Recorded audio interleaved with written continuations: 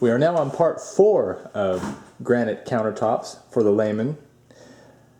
I took off all of the old countertop material from these counters. I went into the big city and purchased some granite slabs. Then we cut all of the slabs to fit the individual counters.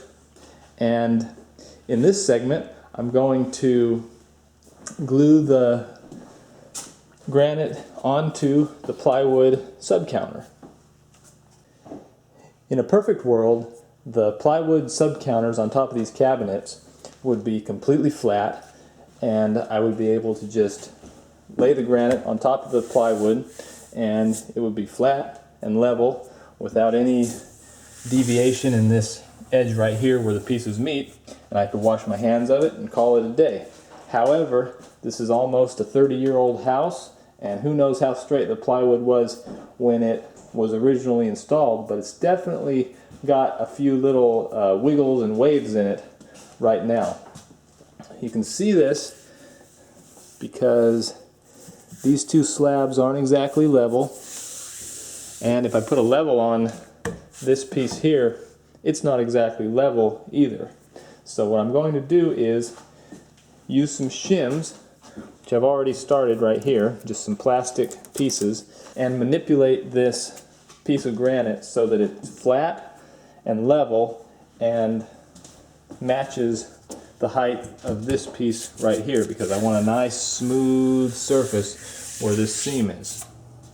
So the first thing I'm going to do to give this piece of rock a nice bed to lay on for all of eternity is vacuum all of this plywood so there's no debris under there.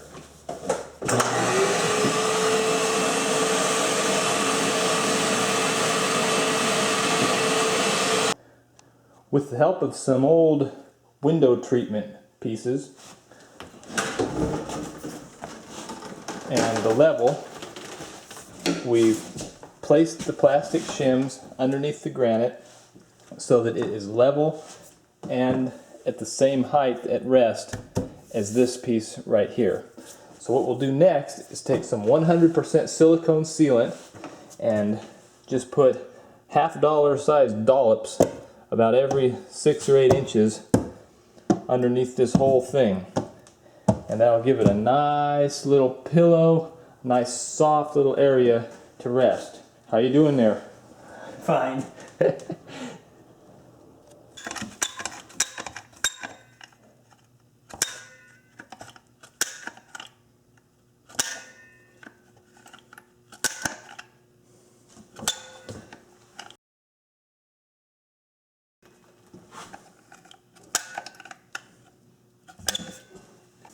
So we've got all of the little silicone cupcakes on the plywood, and now we're going to let this down and hope for the best. Okay, about ½ inch from the wall.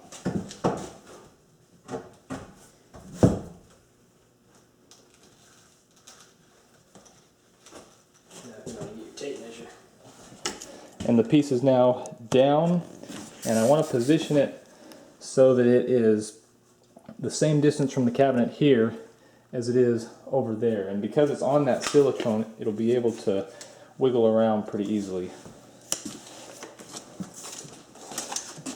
This one should go in a little bit.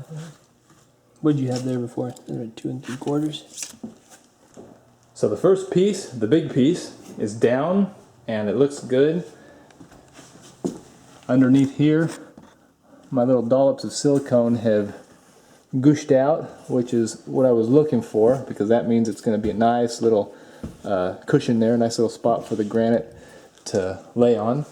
And I think it should be good, as long as whoever lives here doesn't decide to have women dancing on the countertops regularly. This should give years of service. So the next thing we're going to do is put down this one, which is the same process but a little bit easier because it's probably about 1/3 of the weight, and it has a lot more structural integrity than this big piece because it doesn't have a big hole cut out in the middle.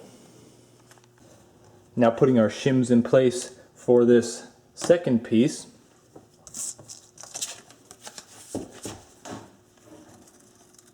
We want to get this just so, because this seam we want to be as smooth as possible, because my cut isn't very good. Haha.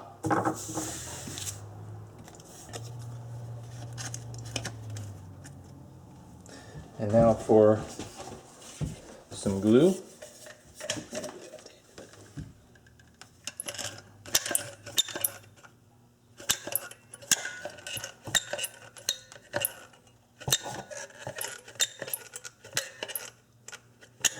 And down she goes. Second piece now down, and I think that's as good as it gets. It's not perfect, but for an amateur and a very helpful family, I think it's pretty good.